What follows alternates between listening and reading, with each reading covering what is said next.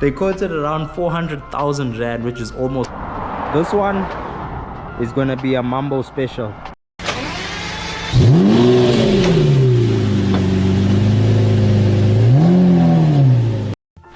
Alright, so we are at the workshop right now. Actually came to collect the trailer. I got my Fortuner over there. The trailer is all hooked up, and this is my Amarok.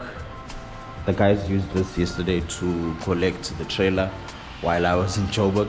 So right now what we're gonna do is get a couple of tools. Once we've got our tools, then head on out. Alright, so over here got the trailer at BP. Came to fill up so we don't have any problems along the way, and the trailer is all hooked up. Just did the tire pressures on the wheels. Everything is 100%. So right now there's nothing stopping us. We've got 3 hours travel time to Newcastle, and hopefully we arrive alive, and everything is smooth sailing. We have no trailers issues with the trailer. So yeah, I'll check you in a bit. Let's go to Newcastle. So we're currently 1 hour 30 minutes away from the Newcastle, where we're going to fetch the car. So yeah, we're going to fetch this Golf 8 non-runner GTI. Yeah, I got nothing but high hopes for this car. It's going to be a fun little project that we'll have in the shop just to keep me busy, and we'll finally get also our hands on a Golf 8. I think it's going to be the second one I'm doing. Get my hands on another one, build it up, and I'm going to be sharing every step of the way. So guys are pumping without the lights.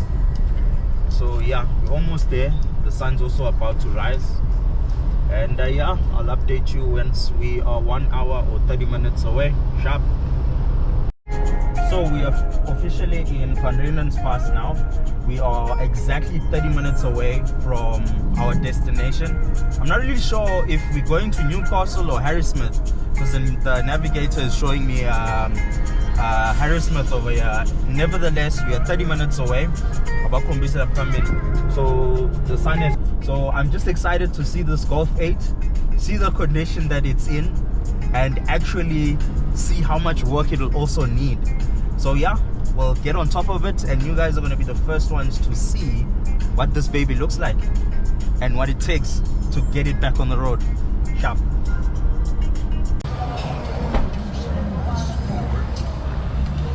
We are currently 5 minutes away from our location, and we're just here to fill up so that once the car is loaded up, we can just drive straight to Durban and fiddle with this car. Let's go. Okay. So we are currently in the middle of nowhere at the moment. The navigator is saying I have arrived.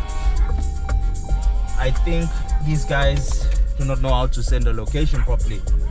So now we have to get the address, because they sent a dropped pin. We're at the location and actually in the middle of nowhere. So now we just have to wait for the address.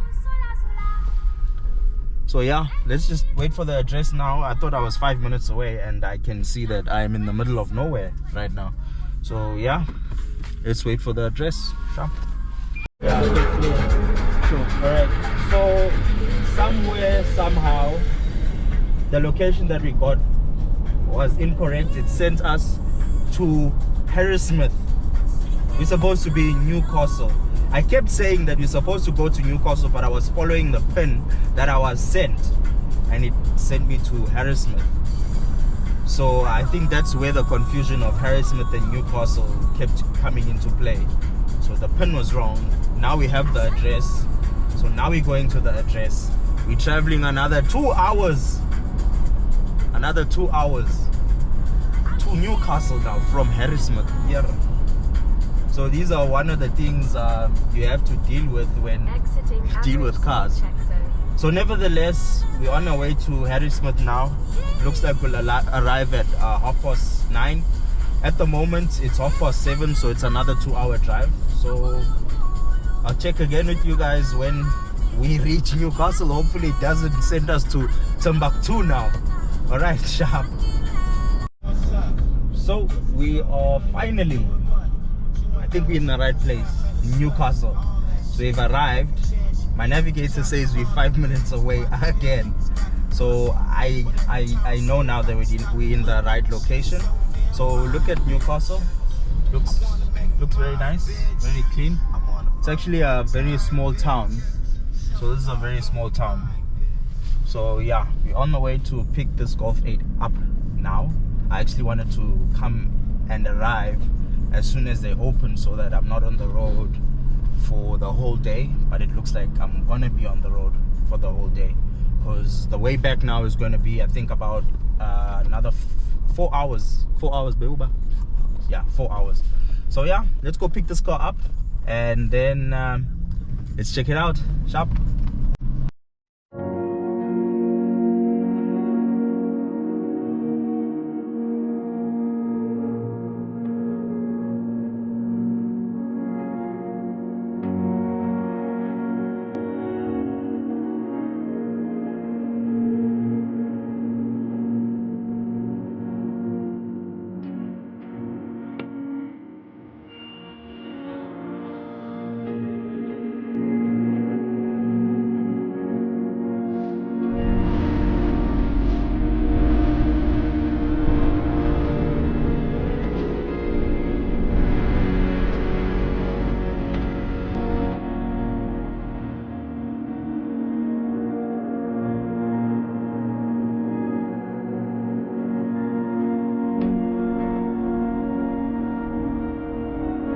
So finally arrived at the correct VW now to pick up this car, and they said this car is in pieces.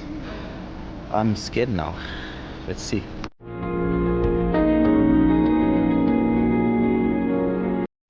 So this is what we here to pick up. Nothing in there. Okay. Right, seems to be in okay shape. Just doing an inspection, you know. Everything seems to be there. So long. Fan and all the other spares there. We'll only see once you're assembling if there's anything that's missing.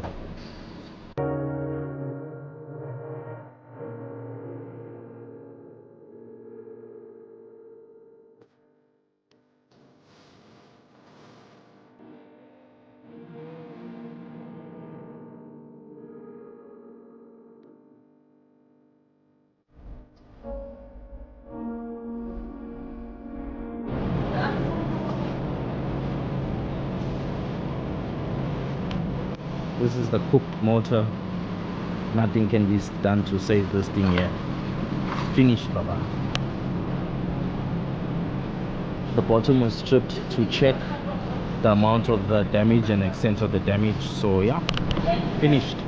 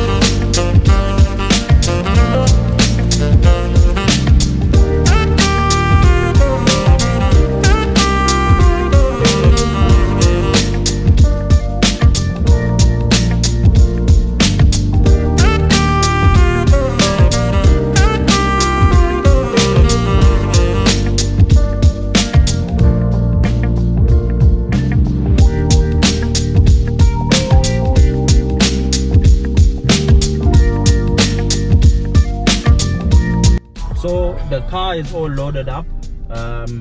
Just gonna check the tire pressure on the trailer right now, but we are good. Let's take a walk around the car.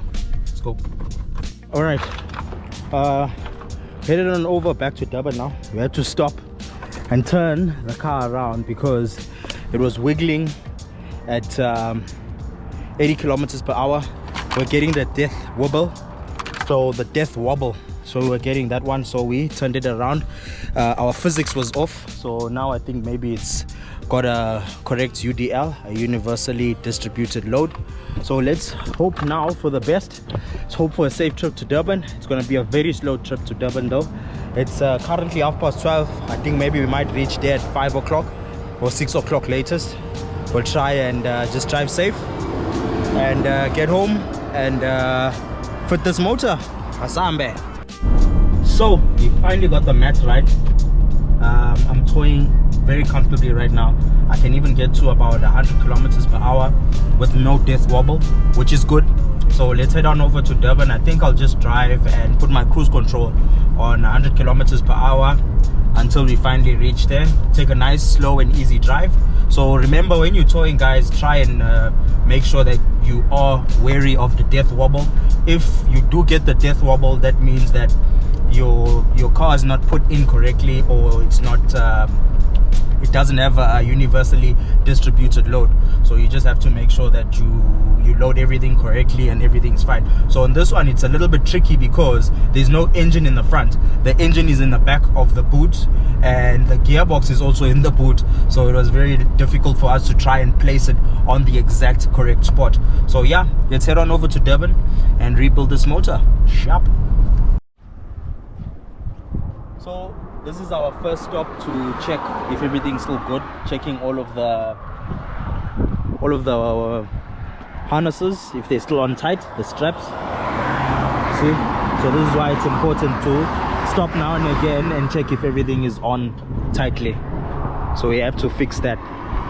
The front tight, so we just have to only fix the back. So the car's all tied up again. So now heading back to Durban, joining the N3 and heading on home. This one is gonna be a Mambo special. Gonna try and make sure everything is 100% on this one.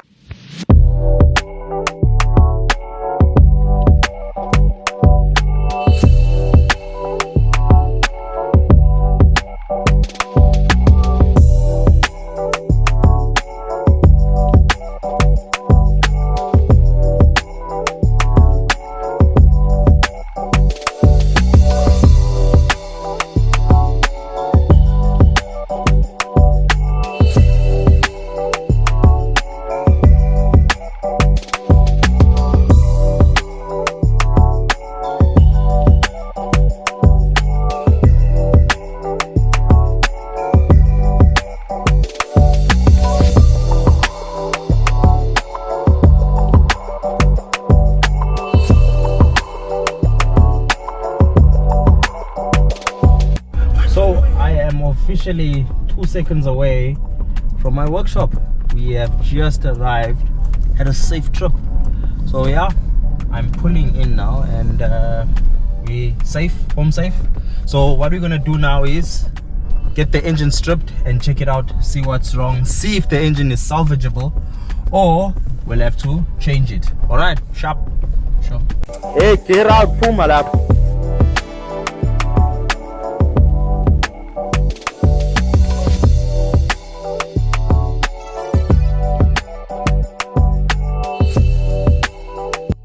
So the Golf 8 GTI has officially landed in the Mambo Repairs headquarters, Baba. So this car is here, and if you're wondering why it's stanced like that, it's low in the back and then high in the front, it's because the engine bay is empty. Let's have a look. Yeah, empty, and everything is in the boot, including the DSG gearbox as well as the engine. Yes, we were able to fit everything in there. We wanted to get another bucket to put it into, but customer said, hey, just load everything in the back. All right, so this is the car. What we're going to do now is remove everything out of the car, start stripping, and see if the engine is salvageable, and I'm going to be telling you what also happened on the engine as well, why warranty wasn't able to fix it, or why his insurance as well was not able to help. All right, let's go. So the Golf 8 and the Golf 8 GTI engine is finally in my shop.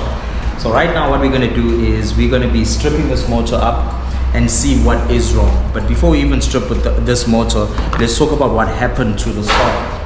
So this car, unfortunately, it met with a very unfortunate accident. This is the sump of the car. So the driver was driving with the vehicle and he hit something on the road. I think maybe it was a rock or something, and then the oil pan got damaged. Once the oil pan was damaged, then all of the oil went out, and while the driver was driving, we actually had too much of traffic behind him, which meant that he could not stop and try and preserve the engine.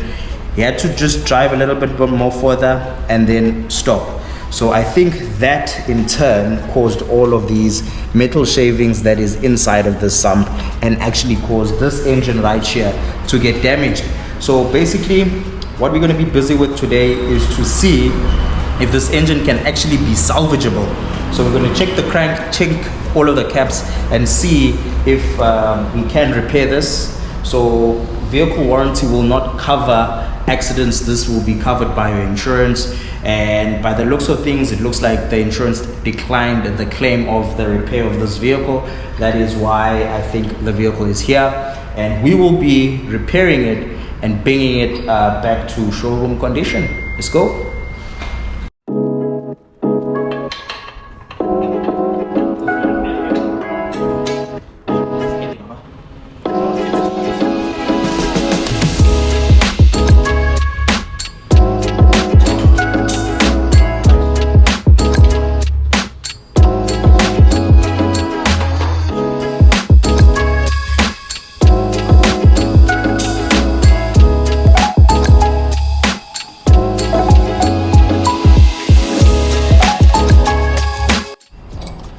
Alright, so the bottom end was already stripped on this car. I think that is how it was initially diagnosed by the agents.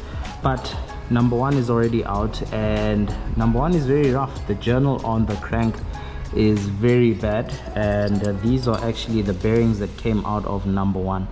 You can see these are cooked, baba. These are cooked. Best way to get this done, I think maybe I might call some engineers to measure everything on the engine, or maybe just strip everything, strip the cylinder head and strip the block bare, send the block to the engineers for measurements and whatnot. But yeah, it is quite smooth, but it is also quite rough. It also makes sense because the vehicle ran dry with no oil. Let's have a look at the main bearings. This one is loose. All right, so that's the bearing for the mains, and it does also look pretty scored. Inside, the crank looks kind of good.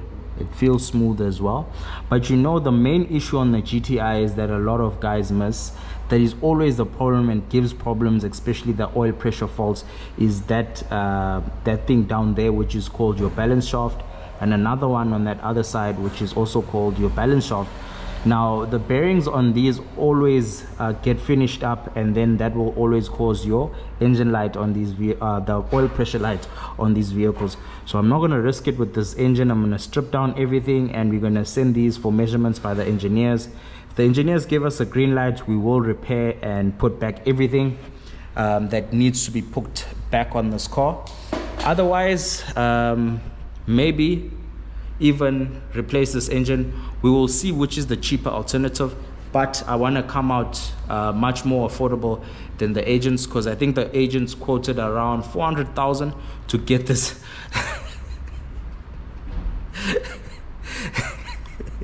They quoted around 400,000 rand, which is almost 500,000, to redo this whole engine and get it back to manufacturer specification. So I think if I can maybe half that number, or even make it a quarter, the customer's going to be very happy about that. So yeah, I'm going to just strip down everything, make sure everything is good, send it to engineers for a green light, and just to get that stamp of approval if the engine is still good. But also if the engine is not good, I have also found a couple of Golf 8 engines, believe it or not. I think the video is playing right now. So I found a couple of engines from a couple of my good suppliers. So yeah, I'm not stressing. If we cannot save this engine, then we will be replacing this one. Because also one thing, if you've got an oil shortage on these GTIs, what will also fail is the cam saddle. The cam saddle always gets finished up, so you'll find that you'll get oil pressure issues because of that as well. So best step to do on this is to strip this whole engine bare. Once this engine is stripped up, measure everything. If I'm happy with the measurements, we will reassemble, replace all the parts that need to be replaced. If we cannot save it, we will have to replace this engine. Let me know down in the comments what you guys think. What do you think will be cheaper, to save this engine or to replace this engine? All right, and guess in the comments how much we got a whole complete engine for this vehicle for. So on the next video that you guys are going to be seeing is me either repairing this engine or replacing this engine and the car running. So I'm definitely assuring you guys that the next video is going to be a video of us repairing from start to finish and starting this vehicle up. Sharp.